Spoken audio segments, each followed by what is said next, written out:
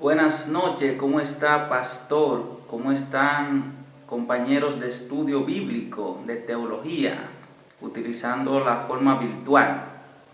Bien, en el día de hoy vamos a tratar el tema titulado Abrirnos a la Biblia, que corresponde a la primera lección del libro titulado Cómo entender la Biblia, de la materia Método de estudio bíblico. Lo primero que debemos de saber a la hora de estudiar la Biblia es entender la estructura de la Biblia. Sabemos que la Biblia contiene 66 libros, al menos la Biblia que utilizamos los evangélicos. Esta Biblia está dividida en dos partes principales. Por un lado, el Antiguo Testamento y por otro lado, el Nuevo Testamento. La Biblia es la palabra de Dios completamente, y ella contiene registro histórico, contiene verdades bíblicas que nos ayudan a crecer como persona, a crecer en la dimensión espiritual. La Biblia no solamente contiene la palabra de Dios, sino que ella es la palabra de Dios. Y debemos hacer una diferencia entre lo que la Biblia registra y lo que la Biblia ordena. Por ejemplo, el pecado que cometió David, según se registra en el segundo libro de Samuel, es un hecho que fue verdad en cuanto a la historia, pero que no es una verdad que nosotros debemos imitar, porque la Biblia condena el adulterio, la mentira y el homicidio. Ahora bien, las otras verdades, cuando la Biblia la ordena, cuando es Dios quien habla por medio de los profetas o de manera directa, porque ellos los narran, son verdades, mandamientos que debemos obedecer, porque ella misma dice cuándo una conducta se debe seguir y cuándo no se debe seguir. Hay tres enfoques que debemos tener pendiente a la hora de estudiar la Biblia. Y el primer enfoque es el espiritual. Y es que la Biblia tiene un contenido esencialmente espiritual. Y cuando se habla de espiritual, esto excluye lo material. Y es que si vamos a estudiar la Biblia con una mentalidad limitada a lo material, a lo que se puede tocar, a lo que se puede ver, vamos a tener piedra de tropiezo, porque no vamos a entender muchas verdades, muchas revelaciones que están contenidas en la Biblia, debido a que tiene ese contenido espiritual. Nos va a parecer que es locura si vamos con esa mentalidad excluyendo lo espiritual. Por tanto, para un mayor entendimiento de la Biblia debemos nacer de nuevo. Eso es lo primero, nacer de nuevo, para poder consumir en primer lugar la leche espiritual y después el alimento sólido que corresponde ya a las doctrinas más profundas de la revelación bíblica. El segundo enfoque que debemos tener pendiente es el sobrenatural, y es que la Biblia registra hechos, acontecimientos que se dieron de una forma fuera de lo natural, sobrenatural, como por ejemplo cuando Israel fue liberado de la esclavitud de Egipto al pasar por el Mar Rojo. Eso es un acontecimiento sobrenatural donde la gloria de Dios se manifestó. También tenemos los milagros que realizó Jesús. Cada uno fueron acontecimiento verídico y sobrenatural que la ciencia no puede explicar, pero que fueron verdaderos, porque así lo dice su palabra, y hay múltiples testimonios que dan por certeza esos hechos. Y por último, el enfoque revelación. Y es que la Biblia ha sido revelada, inspirada por el Espíritu Santo. Por tanto, debemos tener siempre la dirección del Espíritu Santo como la tercera persona de la Santísima Trinidad para poder entender. Pero qué bueno es saber de que el Espíritu Santo mora en nosotros debido a que somos templo del Espíritu. Por tanto, Él siempre procurará, si nosotros le abrimos la puerta, para que nos guíe en el conocimiento correcto de la palabra de Dios. El estudio de la Biblia cambia al hombre, y es que ella contiene cada uno de los puntos que nosotros necesitamos para poder crecer como persona, para poder irnos transformando, ir renovando el pensamiento, como dice Romanos capítulo 12, hasta llegar a la imagen del varón perfecto. En 2 de Timoteo capítulo 3, versos 16 y 17 se nos dice que toda la escritura es inspirada por Dios, ella es útil para enseñar, para corregir, para redarguir, a fin de que el hombre sea enteramente perfecto, preparado para toda buena obra de Dios. Y esto implica de que a la palabra de Dios le podemos sacar mucho provecho, y ella nos ayuda en 3 puntos esenciales. En primer lugar, en nuestra vida, y es que la palabra es ese pan, ese alimento que debemos consumir cada día para poder ir creciendo, para poder estar siempre alimentado, para estar siempre fortalecido. También nos ayuda en nuestra fe, ya que de acuerdo a Romanos capítulo 11, verso 1, dice que la fe es la certeza de lo que se espera, la convicción de lo que no se ve. Por tanto, la Biblia contiene un gran contenido de esperanza, de cosas futuras, cosas que se nos han prometido y que nosotros por fe sabemos que se cumplirán, debido a que Dios dice en su misma palabra que Él no puede mentir, y la palabra ha sido revelada mediante testamento, ha sido transmitida mediante profeta, y hay 2 cosas sobre las cuales Dios no puede mentir, que es la promesa y el juramento, es decir, el testamento que ha sido dado mediante promesa y que ha sido confirmado mediante un juramento. Y Dios, como no tiene otro más alto que Él, ha jurado por Él mismo. Y nosotros nos apropiamos de todas esas declaraciones debido a que muchas de ellas ya han sido cumplidas en el pasado, y por tanto las que faltan se cumplirán, porque Él tiene el poder, porque Él es el Dios verdadero para cumplir cada una de las promesas que Él ha prometido.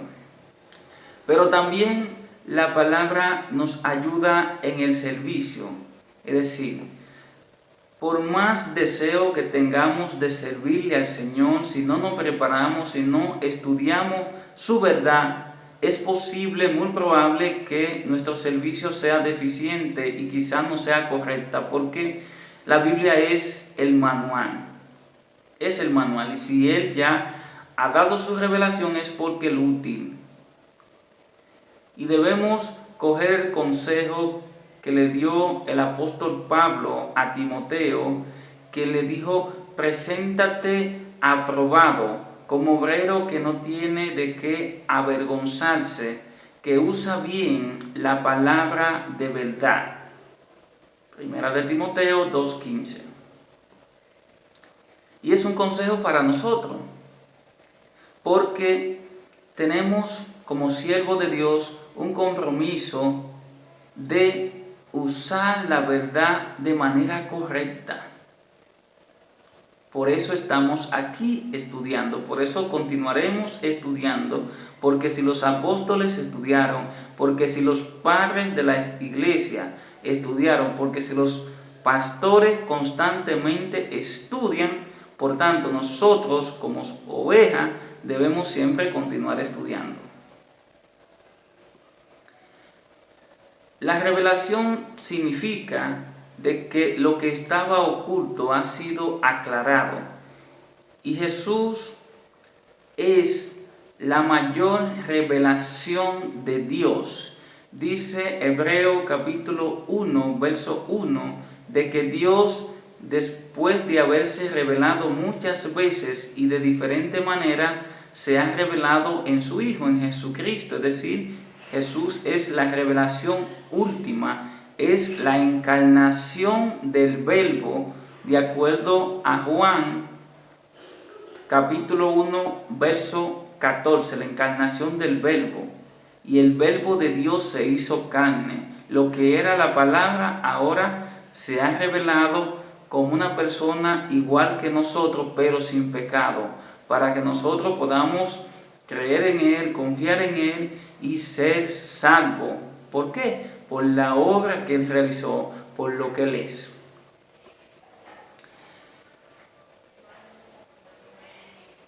La Biblia está expresada en palabras, y esas palabras son de diferente manera.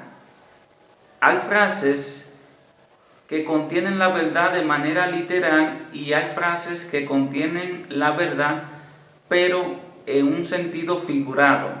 Y cuando hablamos de la expresión literal, es la verdad expresada en el uso natural.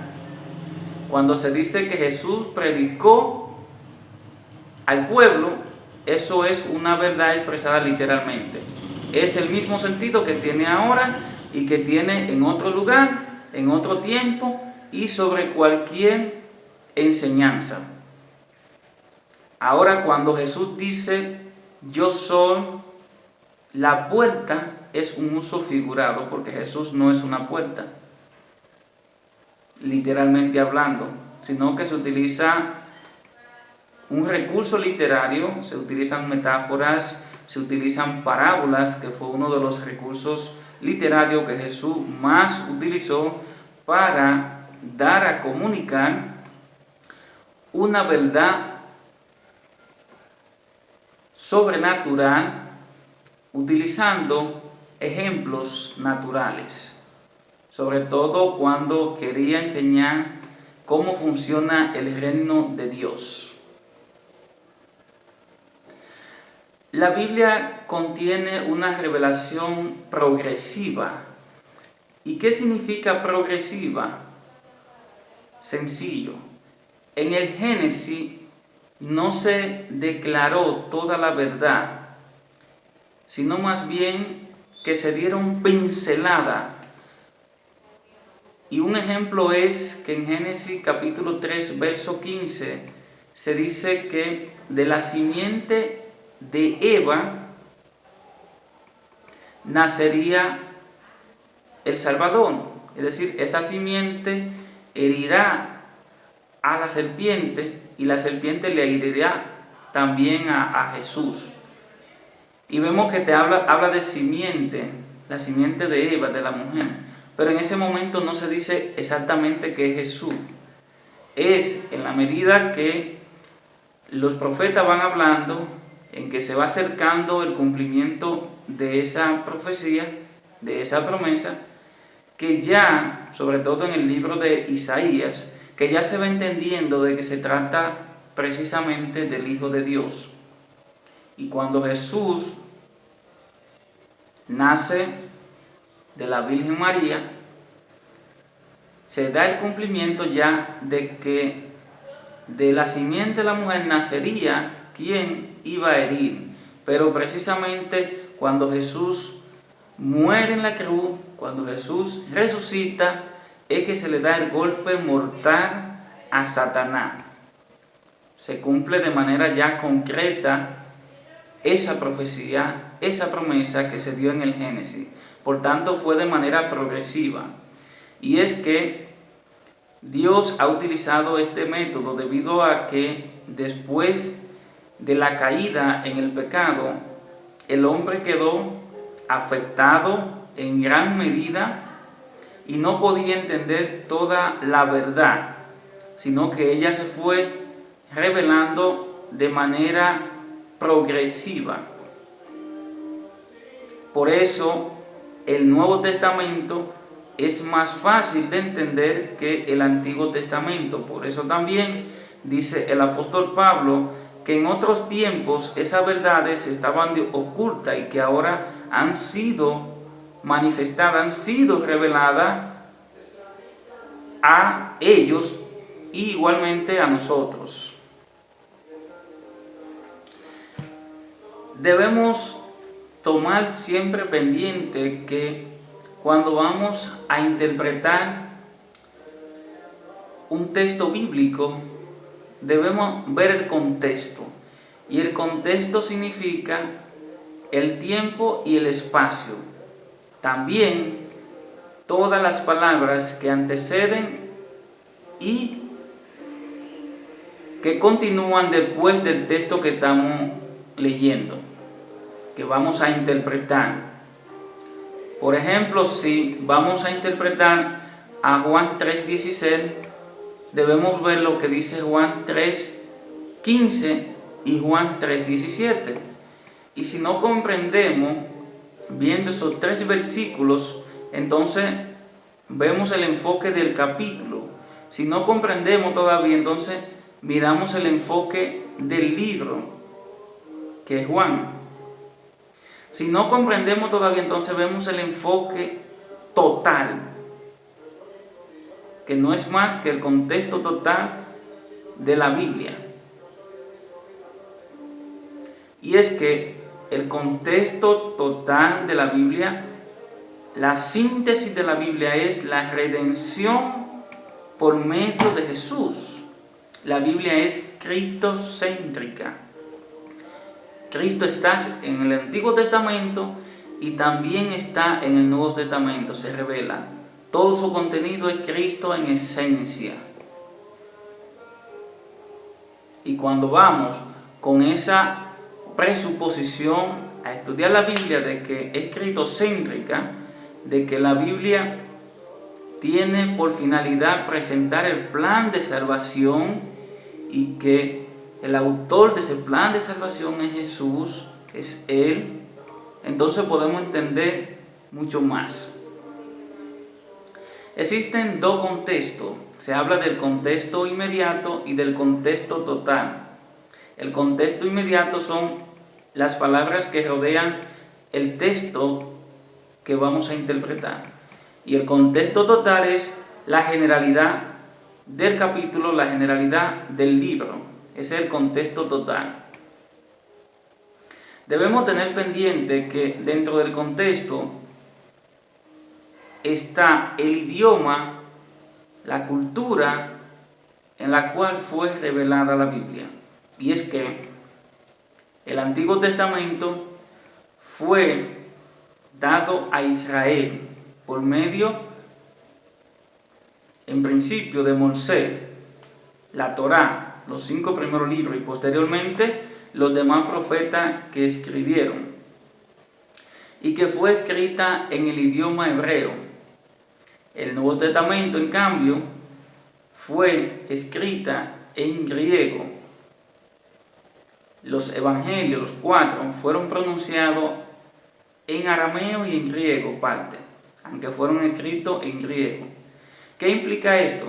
Que a la hora de nosotros interpretar la Biblia, hay que irse a la raíz del idioma, sobre todo para entender aquellos textos que son de difícil comprensión. Y eso debemos nosotros admitirlo, al texto que son de difícil comprensión. El mismo apóstol Pedro dijo en una de sus cartas que dentro de las enseñanzas de Pablo hay cosas que son difíciles de entender y que los indoctos tuercen para su perdición. Y esa verdad todavía está vigente. Debemos tener pendiente de que a la hora de estudiar un libro, a la hora de estudiar un texto, debemos hacernos preguntas que nos van a dirigir a obtener las respuestas. ¿Qué dice el texto? ¿Qué entiendo por el texto? ¿En qué circunstancia fue dado ese texto? ¿A quién va dirigido? ¿Cuál es el mensaje principal? ¿Cuáles son las personas que figuran en ese texto? ¿Qué me enseña a mí? ¿Cómo relaciono ese texto con la totalidad de la Biblia? Las preguntas siempre van a contener parte de la respuesta. Una pregunta bien elaborada contiene la mitad de la respuesta. Sirven de guía, sobre todo para enseñar. Y ya por último, el método de estudio que se enseña en el libro es el sintético, que significa poner todo junto.